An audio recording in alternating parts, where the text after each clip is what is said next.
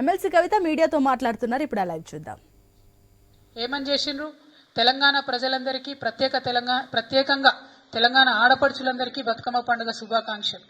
ఎందుకంటే 1978లో ఓరుగల్లు మహిళలతో కలిసి మా నానమ్మ శ్రీమతి ఇందిరాగాంధీ గారు బతుకమ్మ ఉత్సవాల్లో పాల్గొనడం ఒక మధుర స్మృతి అని చెప్పి ప్రియాంక గాంధీ గారు చేసినటువంటి ట్వీట్ ఇది. అంటే ఓట్లు ఉన్నప్పుడు మాత్రం మన పండుగలు వనుకొస్తాయి.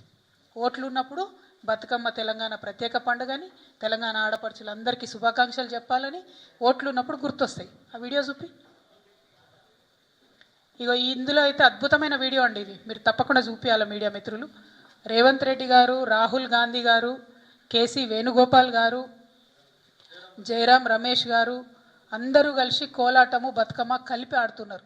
పాపం అక్కడ కూడా మా బట్టెన్నను వెనక వరుసలు పెట్టిండ్రు. సామాజిక తెలంగాణలో బట్టెన్నను వెనక వరుసలు పెట్టి వీళ్ళ అగ్రనాయకులందరూ కలిసి బతుకమ్మ ఆడినరు.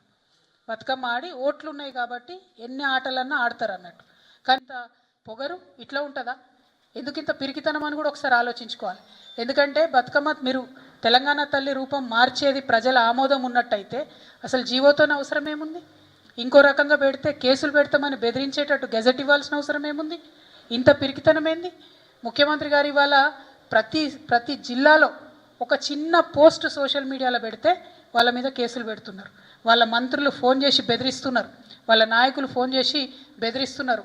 ఓన్లీ బీఆర్ఎస్ కాదు, సామాజిక మాధ్యమాల్లో ఒక ఏంది? ముఖ్యమంత్రి గారు ఇవాళ ప్రతి జిల్లాలో ఒక చిన్న పోస్ట్ సోషల్ మీడియాలో పెడితే వాళ్ళ మీద కేసులు పెడుతున్నారు. వాళ్ళ మంత్రులు ఫోన్ చేసి బెదిరిస్తున్నారు. వాళ్ళ నాయకులు ఫోన్ చేసి బెదిరిస్తున్నారు. ఓన్లీ బీఆర్ఎస్ కార్యకర్తలనే కాదు, సామాజిక మాధ్యమాల్లో ఒక ప్రెస్ మిత్రుడు పోస్ట్ పెట్టినా కూడా ఫోన్ చేసి బెదిరించేటటువంటి పరిస్థితి వచ్చింది.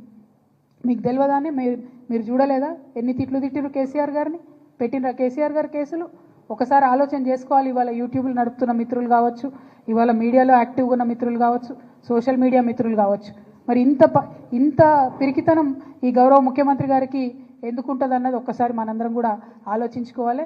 కానీ పిరికి ముఖ్యమంత్రి గారికి మేము చెప్తా ఉన్నాం, మీరు ఎన్ని జీవోలు ఇచ్చినా, ఎన్ని కేసులు పెట్టినా ఊరూరా ఊరేగించి మరీ మా ఉద్యమ తల్లిని నిలుపుకుంటాం. డెఫినెట్గా వందల వేల సంఖ్యలో తెలంగాణ తల్లి విగ్రహాలను ఆవిష్కరణ చేస్తాం.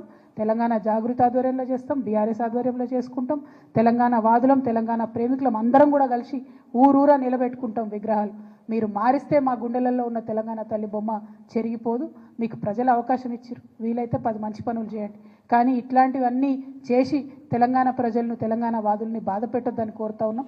ఈ చర్చ అంతా కూడా వాస్తవానికి మీరు అభివృద్ధి చేయలేకపోతా ఉన్నారు కాబట్టి ఒక డైవర్షన్ కోసం మీరు వాడుకుంటున్నారని చెప్పి మేము బలంగా నమ్ముతూ ఉన్నాం. మేము మిమ్మల్ని మళ్ళీ ఒకసారి కోరుతున్నాం, మాకు ఇష్టం వచ్చిన తల్లిని మా ఇష్టం వచ్చిన దగ్గర పెట్టుకునేటటువంటి స్వేచ్ఛ, స్వాతంత్రం తెలంగాణ రాష్ట్రంలో తెలంగాణ ప్రజలకు ఉండాలి. దానికి మేమే మార్గదర్శకంగా ముందుంటాం. మీరు ఎన్ని కేసులు పెట్టుకున్నా భయపడేది లేదని తెలియజేస్తూ, బతుకమ్మ మీద మరొక్కసారి మాట్లాడే ముందు మంత్రులైనా కాంగ్రెస్ నాయకులైనా ఆలోచించి, ఆడబిడ్డలు మీరు మాట్లాడే ప్రతి మాటను కూడా గమనిస్తున్నారన్న విషయాన్ని ఆలోచించి ఒళ్ళు దగ్గర పెట్టుకొని మాట్లాడాలని చెప్పి హెచ్చరిక చేస్తూ ఉన్నాం. Thank you. జై తెలంగాణ.